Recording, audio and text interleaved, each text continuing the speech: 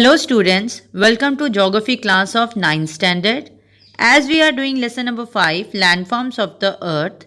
So far we have discussed about mountains, types of mountains, fold mountains, residual mountains, block mountains and significance of the mountains. Today we are going to start with the plateaus, which is given on page number 39 to 40 of your geography book. Let's start with the topic plateaus. Students, plateau is an elevated tract of comparatively flat or level land, usually having steep slopes falling on the margins abruptly to lower land. It is also known as tableland.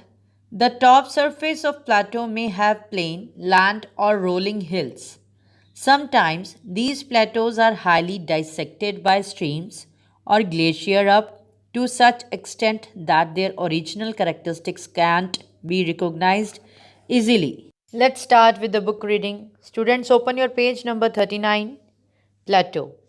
Plateaus occupy a large portion of the Earth's surface. They are the oldest landforms. South India and Africa are vast plateau regions. A plateau is a highland with a steep slope and a large summit area. Summit means top. It rises abruptly from the surrounding region. The surface of the plateau can be plain, rolling, or hilly. Rivers and streams cut deep valleys and canyons. Canyons are deep valleys or gorges in a plateau region. This action can change the smooth topography. Topography means relief feature of a plateau into rugged one. Such a plateau is called dissected plateau. So students, dissected plateaus are also known as domed or uplift plateaus. These are dome-shaped tableland that are formed due to the upliftment of the middle portion of the landmass. Catskill Mountain of New York is the best example of dissected plateau. Next point is classification of plateaus. According to their mode of formation of their physical aspects, plateaus can be classified into the following four categories. Number 1 is intermountain plateau, number 2 is Piedmont plateau, number 3 is continental plateau, number 4 is volcanic plateau. Come back to the reading again. Types of plateaus. The main types of plateaus about which we will study are the intermountain and the volcanic plateaus. So students, let's understand what is intermountain plateau. These plateaus are the most high and extensive types of the world. These are surrounded by hills and mountains on all sides and are formed along with the fold mountains. And another one is volcanic plateau. These are formed due to the cooling down of volcanic lava by enormous accumulation of basaltic rock. Come back to the reading again. Intermountain plateau. The intermountain plateaus are the highest, largest, and the most complex in the world. They are partially or completed enclosed by the mountains. Most of them have been formed along with the mountain ranges which enclose them. The Tibetan Plateau in Asia, called the roof of the world, is the largest and the highest intermountain plateau in the world. Others include the Plateau of Bolivia in South America, the Mexican Plateau in North America, and the Tarim Basin in Asia. Next is volcanic plateau. The volcanic plateaus are formed by the work of the fissure flow. It is difficult to locate the fissure from which the lava flow has actually occurred. The total thickness and the area covered by the lava is extensive. The lava-covered portion of the Deccan and the Malwa Plateau of India and the Columbia Plateau region of northwestern USA are suitable examples of volcanic plateaus.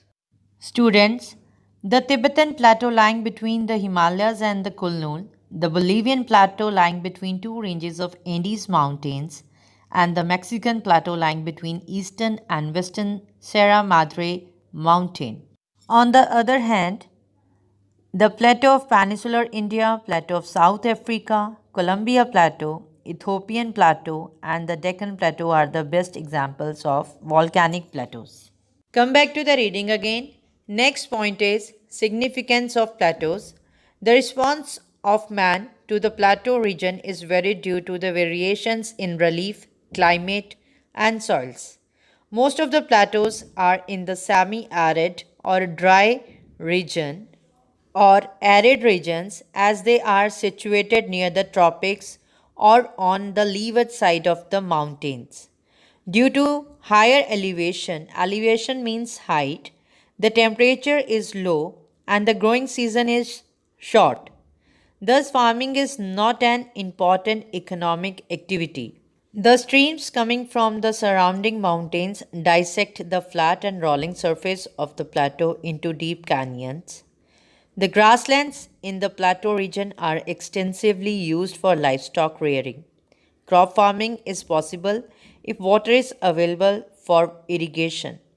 The plateau regions are rich in mineral resources and thus mining is the chief occupation. So, students, if we are talking about the importance of plateaus, most of the plateaus of the world have arid or dry climate, so they support fewer inhabitants than the plains. Grazing and forestry are the main occupations. Deccan Plateau in India is rich in minerals, so it supports minerals based industries. Some large cities like Mexico City, Quito, Bogota, located over 2000 meters above the sea level. Apart from this, lava plateaus are very fertile for cultivation of crops as they are largely composed of black soil.